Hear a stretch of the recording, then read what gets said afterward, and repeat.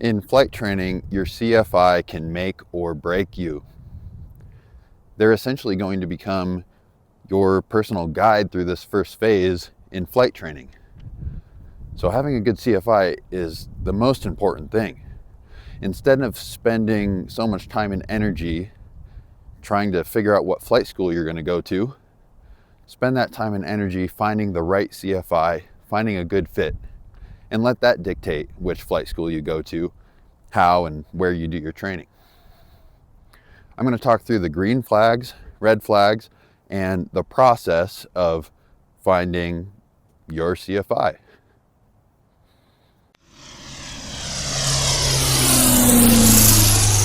Engine instruments green, airspeed alive. The flight school's job is to provide planes and admin. Affordable planes, reliable planes, and available planes. And then the scheduling that goes along with it. Your CFI's role, they're going to be the ones that curate the entire experience. They're going to set the tone of the entire training program. Together, you and your flight instructor define what this process will look like. A great instructor at a mediocre school is so much more valuable than a mediocre instructor at a great school. If you have a mediocre instructor, you've got no chance at succeeding in this. This is a challenging process. This is very difficult, and you need to have a good CFI there to support you and help get you through this process. I don't necessarily believe this is going to apply to the 141 world. This is more focused on a Part 61 program. Also, if you do need some information on choosing a flight school, there's a lot of great videos out there. I personally like Pro Pilot Playbook podcasts, 3-part series on choosing a flight school. I got a link in the description to that video. Okay, some green flags to look for in a flight instructor. Alignment. So you need to be self-aware. You need to know yourself and have an idea of what you are looking for in a flight instructor. Some things that come to mind would be risk tolerance. One thing you need to learn as a pilot, we are not simply avoiding risk at all cost. We have to learn to manage risk. And everyone has different risk tolerance. And so these are not going to involve right or wrong answers. This is more related to knowing your own personal risk tolerance. For example, you show up at the airport one day and there's a wind shear air met. Are you going to go ahead and execute the flight, or are you going to cancel your flight for weather? I can promise you, if you're at the airport and it's a busy airport, there's a wind shear air met, there will be people canceling their flights, and there will be people going through with their flights. And neither decision is right or wrong. It depends on variables, and you need to have that discussion with your flight instructor. So you may have a higher risk tolerance or a lower risk tolerance. It would be good if your flight instructor aligned with your level of risk tolerance. Another area where you want to align is in scheduling. Obviously, if you want to fly Monday, Tuesday, Wednesday, Thursday, your instructor needs to be available. And also the timeline of your training. I recommend avoiding a mindset around getting your private done in 40 hours. I don't suggest aiming for minimum number of hours. And if you would like to have a discussion on why, leave a comment and I would be open to having the discussion. But for now, I'm going to leave it at that. Do not prioritize the minimum hours. I think it is okay to consider the number of days. So I think 30 days, totally doable for a private pilot's license. That's going to be on the lower end. Some people have got it done in 20 days. And I'm not talking about 20 calendar days or 30 calendar days. I'm talking about days at the airport. 30 days at the airport. If you're going to go to the airport, 7 days a week, well, there you go, 4 weeks. If you're going to go to the airport 1 day a week, well, it's going to be 30 weeks if it takes you 30 days. Realistically, 40 days at the airport, maybe 50 days at the airport, that's totally manageable for getting your private pilot's license. Do the math, it's simple. So you need to make sure your instructor is available for that number of days, whatever you want your schedule to be. Think about it that way. Green flag number 2. Is your instructor providing value? I think what value looks like to me, the effort your instructor's putting in, what does it look like? How do they interact with you? Their time outside of flight instruction. Are they communicating with you? Are they, providing feedback, answering questions? Are they there for you outside of lessons? Communication's a big one with this. Are you able to get a hold of your instructor when you need them? And then also just consider the vibe. Does it feel like your instructor cares about you? This is a hard job, and instructors are taking on a very high amount of responsibility. And I think you can just go ahead and trust your gut. Does this feel like someone that cares about me, that's trying to help me? Green flag number 3, does your instructor have the ability to adapt to your unique learning style? Everyone learns differently. There's different strategies for teaching. Can your instructor adapt to your needs? So you need to know what you're looking for from your instructor. Maybe you need someone sitting next to you that can provide a lot of support, kind of a motivational coach of sorts. This is going to be very hard. It is nice to have someone there to help you through this, because you're going to be feeling down sometimes. You're going to be feeling low. If that's important to you, to have someone there to support you in more of that supportive role, look for that in an instructor when you're meeting instructors. Or maybe you really appreciate a meticulous instructor, very nitpicky, getting into all of those details and just, making you the best pilot that you can be. Maybe you really need someone to hold you to the highest standard possible. Consider that when you're meeting instructors. For me personally, I like someone that can get into a deep conceptual understanding of some of our protocols. I need to know why we're doing what we're doing. I can't operate as much with just kind of a rote memorization, or just we do it that way because that's the way it is. I need to know the reasons behind it personally. So I need an instructor that can kind of dive into those concepts on a deep level of understanding to make it purposeful for me. Green flag number 4, just check the vibe, Does it feel good? Go with your gut. You can think about, what's important to you, and you can go through your checklist and see if it aligns, but really trust your gut.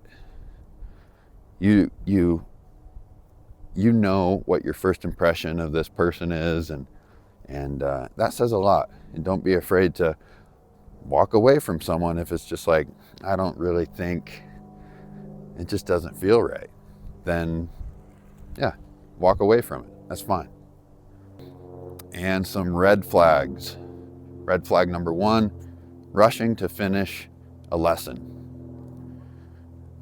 It is true, CFIs are very busy. They don't make a lot of money. They are trying to maximize and be efficient with their time.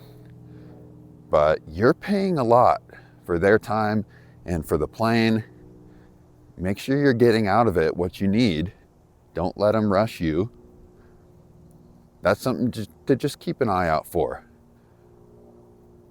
How much time are they spending on their phone dealing with other business rather than giving their attention to you? You know what I mean? Red flag number 2, on the other hand, they could go the other direction. They could be milking the clock. Plenty of stories of immature flight instructors trying to get as much time out of their students as possible. That's easy to see.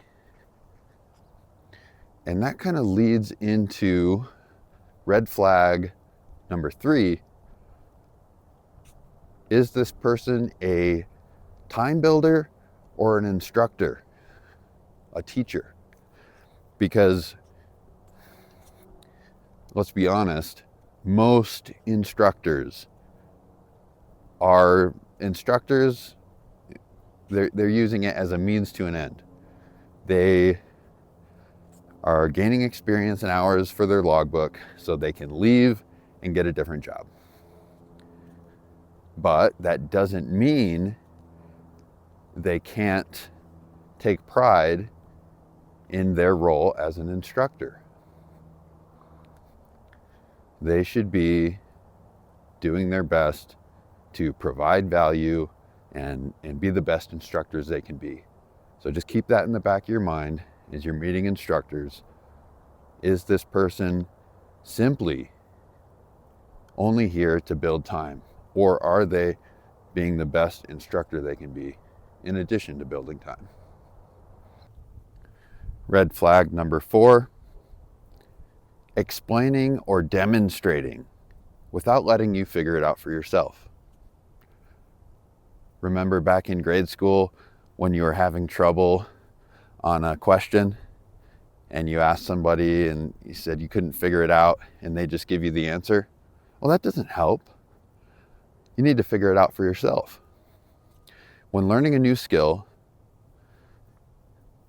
people retain knowledge on 4 levels. They retain 20% of what they hear. They retain 40% of what they see. They retain 60% of what they actually do. And they retain 80% of what they discover for themselves. Here's a quick example. Instructor gets the plane into slow flight configuration. 65 miles an hour, 2 notches of flaps. And the instructor starts to explain the concepts. Okay, in slow flight, you apply power to adjust altitude. More power you climb, less power you descend.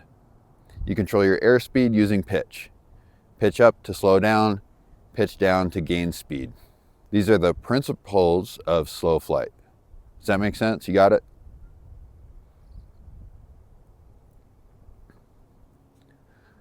That's going to provide the lowest level of retention of that information for the student. Whereas, let's talk through what it would look like for the student to discover those concepts on their own. Instructor gets the plane into slow flight configuration, 65 miles an hour, 2 flaps, and the instructor guides them through their discovery of these principles. Instructor says to the student, see if you can climb the plane 500 feet. The student's trying to figure out how to get the plane to climb. Maybe they instinctively pull the yoke back, nose up. The plane's not climbing, the plane is slowing down, moving towards a stall. The instructor corrects by instructing the student to bring the nose back down, and then points out some of the situation where the plane was not climbing, it was simply slowing down. Ask some directive questions. What happened there? Why didn't the plane climb? As the student starts to process, Maybe we didn't, it's like we didn't have enough power. We couldn't climb. See, that's going to be much more valuable information getting into the student's brain. And then you move on from there. Go ahead, keep the attitude level, and now apply power and notice what happens to the plane. Just play around with it and see what happens. And then you start to see the relationship between power and altitude. And then you do the same thing with pitch. Leave the power the same and just play with the pitch and see what happens. Follow the gauges. I'll watch the controls and make sure nothing goes wrong. It's the instructor's job to let the student discover how to fly through trial and error without letting the student crash the plane. It's a tricky situation to be in, right? When we're learning how to ski, sometimes we fall down, and that's okay. When we're learning how to fly, well, falling down is not an option. So that's the instructor's job. Let you discover as much as possible on your own without making catastrophic mistakes. Okay, you know what to look for in an instructor. You're starting to do a self-assessment and figure out what your values are and what you need. How do you find this instructor? Easiest way I know to start off, Facebook. Every state has a Facebook group. Utah General Aviation, North Carolina Aviators, Twin City Pilots, whatever. There's groups all over the place. There's probably even a Facebook group, Find Your CFI. There's so many groups, and you can find one no matter what your region is. Go to those Facebook groups, join those groups, and just start browsing. You're going to see all sorts of comments and posts, tons of CFIs and recommendations and comments, and just start figuring out and looking, writing down names, saving names and stuff. Just collect as many names as you can, people that may be an option or may be able to provide you some information. Everyone's going to be so helpful. I mean, you will be able to just, approach random strangers in these Facebook groups, ask them questions, and they will provide answers for you. They will be willing to help out, I promise you that. So just find as many different people as you can that might be an option or might be able to give you some information. Once you get a big list of potential CFIs, you can vet them online, talk to them online, or set up a phone call. You can just literally go through your checklist and by the process of elimination, get rid of a lot of these potential CFIs just through communicating online. Now you've narrowed it down to maybe your top 2 or 3 flight instructors that you're considering. Schedule flights with them. Whether it's through a flight school or it could be an independent CFI. You don't even need to go to a flight school. You just need to find a plane and an instructor. Maybe that's a flight school, maybe not. Schedule flights and just go on a flight. The flight school is going to call it a discovery flight, but whatever. It's not really anything. It's just your first flight lesson. So you go out and you go fly with this instructor, and you suss the vibe and see how it feels. See if you think this might work for you. At least go out with a couple different instructors. It's fun and will give you a little different perspective, and you'll get to check out different planes too. That's something to consider. Now, realistically, you can't just go fly with 12 different instructors. I mean, unless you have the time and money. I don't. So if you find someone and you feel good about it, just commit and go for it. If you don't feel good about it, don't waste your time and money on them. Really trust your gut with that. All right, so I just want to talk through my personal experience with being a student. One quick thing I want to touch on: female students, female CFIs.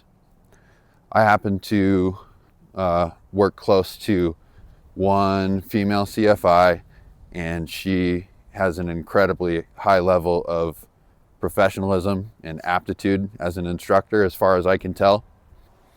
She has 90% of female flight students coming to her for lessons. And part of it's because she is an exceptional instructor with a good reputation. And I think another part of it that should not be overlooked is the fact that she's another woman in aviation. Your CFI is your partner in this process. That's the person you're going to go to after you get done with a bad solo flight. You need someone to text, someone to call. Unless you have friends in aviation, you're going to call your flight instructor. When things are tough and you're feeling down, your flight instructor is the one that's there to help you out. Who do you want sitting next to you in the plane when you're struggling on this path? Totally valid and very important to consider the fact that a female might be the best person to be sitting next to you in that plane. Another important thing to recognize, the relationship between student and instructor is mutually beneficial. Your instructor, obviously, teaching you, helping you achieve your goals in aviation, but you're helping them too. You are providing them time in the airplane, and you can also provide them feedback. You can help them become a better instructor. And this is seriously something you should take into account. This is your first professional relationship in aviation. You might know this person for the rest of your career, and you may or may not be closely intertwined in your careers, but it's important to recognize this is your first addition to your network. If you're becoming a professional, this is your first go-to friend that you can ask for advice throughout the rest of your career.